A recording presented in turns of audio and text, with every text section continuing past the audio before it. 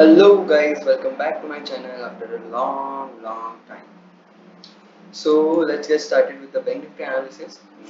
सबसे पहले हम वीकली टाइम फ्रेम से स्टार्ट करेंगे। आज है 19 मई 2025। ओके, बहुत दिनों बाद ट्रेड वीडियो बना रहा हूँ मैं ट्रेड भी नहीं करी। अभी थोड़े दिन पहले ट्रेड्स करना स्टार्ट किया है, तो उसी पर्पज से अपन वीडियो बनाएंगे। तो let's get started with the bank Nifty analysis. सबसे पहले हम वीकली टाइम फ्रेम पे देखेंगे कि क्या ट्रेंड है और किस साइड चल रहा है। ठीक है, जब हमने लास्ट वीडियो बनाई थी तब शायद हम इस कैंडल के आसपास थे। ठीक है, तो ये मेरा तब का एनालिसिस था कि इसके लो तक आएगा, इसके लो तक तो नहीं आया, यहीं से मार्केट टूट गया। ठीक है, क्योंकि नेगेटिव नहीं हुआ। अगर ये नेगेटिव होता, अगर ये यहाँ तक आता तो क्या इसको ऊपर जाने में बड़ी दिक्कत हो जाती थी। तो अभी वीकली टाइम फ्रेम पे हमें ये दिख रहा है कि यहाँ पे इसने अच्छा सा डब्ल्यू पैटर्न बनाया था, डब्ल्यू पैटर्न का ब्रेकआउट किया। ठीक है, उसके बाद इसने ऑल टाइम हाई भी ब्रेक किया, ऑल टाइम हाई ब्रेक करने के बाद वहाँ पे सस्टेन कर रहा है। ठीक है, ये तो हो गया ऊपर ऊपर से इसका एनालिसिस। अब इसमें डीपली देखेंगे कि आजकल में जो पिछले वीक में, पिछले से पिछले वीक में क्या हुआ था जब इसने ये ऑल टाइम हाई ब्रेक किया। Let me mark the all. Okay,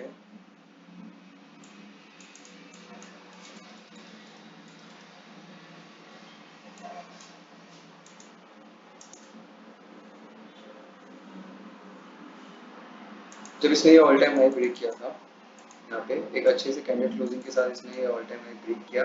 weekly basis पे इसने ऊपर की साइड कैंडल क्लोज थी। ठीक है, उसके बाद हाई गया, बट वहीं से वापस रिजेक्शन हो गई। ये लेवल कौन सा है? 56,000 का लेवल है। वीकली बेसिस पे रिजेक्शन कौन सा लेवल से आ रहा है? 56,000 से। एक जो राउंड लेवल भी है और एक क्रूशियल लेवल भी है यहाँ से 56,000। ठीक है, तो हमें एक रेजिस्टेंस यहाँ से पता चलता है कि वीकली बेसिस पे और डेली बेसिस पे एक इंपॉर्टेंट रेजिस्टेंस क्या आ रहा है? 56,000, जहाँ से एक सेलिंग है। ठीक है, और नेक्स्ट वीक में ही इसने यहाँ से एक पिन बार कैंडल बनाई थी। ठीक है, उसने वापस रिटेस्ट किया, वापस पिन बार कैंडल बनाई, नेक्स्ट कैंडल में फॉलो अप मिला। बट यहाँ पे हमें एक गैप अप की वजह से ये सारा मूव जीरो हो गया और मार्केट अभी ऊपर है।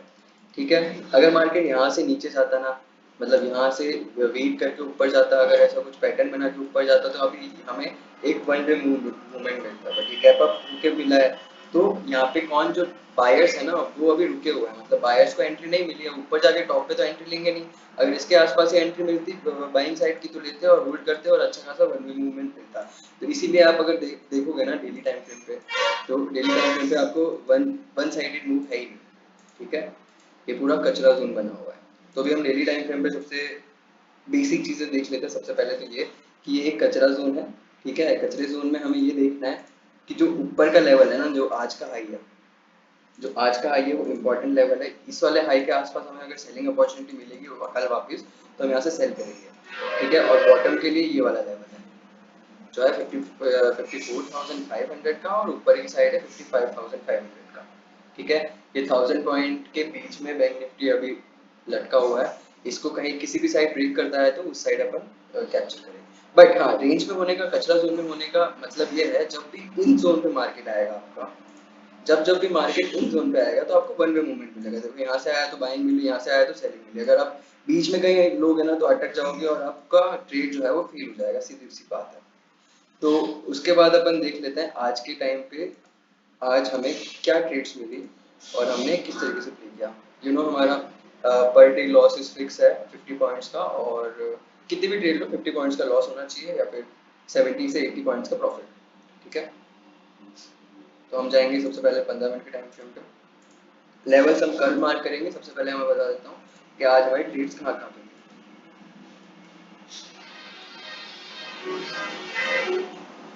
सबसे पहली ट्रेड हमारी बनी थी इस जगह पे, जहाँ पे हमने 21 पॉइंट का ऐसे लिया था, क्योंकि देखो ट्रेड बननी नहीं चाहिए थी, बट क्या ये लेवल था पिछले वाला भी, यहाँ से रिजेक्शन लिया था, ये देखो यहाँ से। ठीक है, तो मुझे लगा था यहाँ से सेलिंग आएगी, और जो नीचे से जो ट्रेंड लाइन आई थी ना ये वाली, इसको ब्रेक करके हमें यहाँ पे 55,100 200 तक मिल जाएगा हमें। बट ये पॉसिबल नहीं हुआ। ट्रेड में बता देता हूँ, इससे हमें लर्निंग मिलेगी। बहुत टाइम बात कर रहे हैं तो थोड़ी सारी चीज़ें छूट जाती है। क्या चीज़ छूटी कि फर्स्ट 5 मिनट में जो बाइंग आई ना, वन भी बाइंग आई और स्ट्रॉन्ग बाइंग आई, तो एकदम से ये चीज़ सेलिंग में कन्वर्ट नहीं होगी जब तक प्रॉपर ऊपर वेट ना करे या प्रॉपर ऊपर टाइम स्पेंड ना करे ना, तब तक हम इसे अच्छी ट्रेड नहीं बोलेंगे। तो हमारी यहाँ पे एंट्री हुई थी इस वाले कैंडल में, ठीक है, इस पॉइंट का एसएल था और दूसरी कैंडल में एसएल हो गया। तो हमारा जो ऑप्शन पे है यहाँ पे 21 पॉइंट का एसएल था, बट हमें इसके बाद जो सेकंड ट्रेड मिली थी वो अच्छी ट्रेड मिली थी जिसमें हमने 81 पॉइंट बुक किया, ठीक है। ये वाला देखो, ये वाला प्रीवियस हाई ब्रेक किया, इसने डब्ल्यू पैटर्न भी बनाया था, प्रीवियस हाई ब्रेक किया, यहाँ पे एक अच्छा था छोटे सा एसएल के साथ हमें ट्रेड मिली, हमने यहाँ पे 81 पॉइंट्स पूरे बुक किया, ठीक है। इसके बाद बहुत सारी ट्रेड थी, एक दिन में भी ट्रेड मिली है जिसको हमने एग्जैक्ट ट्रेड तो नहीं ली है, बट और इस ट्रेड का लॉजिक भी बता देता हूँ मैं। देखो आज सुबह सुबह का हाई ये था, अब आपको पता है 10:15 तक या 10:30 तक आप 1 मिनट के टाइम फ्रेम पे ट्रेड करो ऑप्शन में, बट 10:30 के बाद आपको ना 5 मिनट के टाइम फ्रेम में स्विच कर लेना है ट्रेड लेने के पर्पज से, ठीक है। और ट्रेड में एंट्री लेनी है तो वापस आप 1 मिनट पे स्विच कर लो। जैसे इसने ये आज के हाई पे जब यहाँ पे आया, जैसे आज का हाई ब्रेक किया था इसने और आज के हाई पे रिटेस्ट लिया, तो यहाँ पे इसने फेल कर दिया, ठीक है। ऊपर जाना इसने मुसाफिर नहीं समझा और इसने वापस से रेड कैंडल, जितनी बड़ी स्ट्रॉन्ग इसने ग्रीन कैंडल बनाई थी उतने ही उसके अगेंस्ट में इसने रेड कैंडल बनाई और नीचे आ गया। जब इसने ये वाला लो ब्रेक किया ना, तो हमारी एंट्री थी इसके हाई पे और ये मस्त 81 से ऊपर पॉइंट्स है।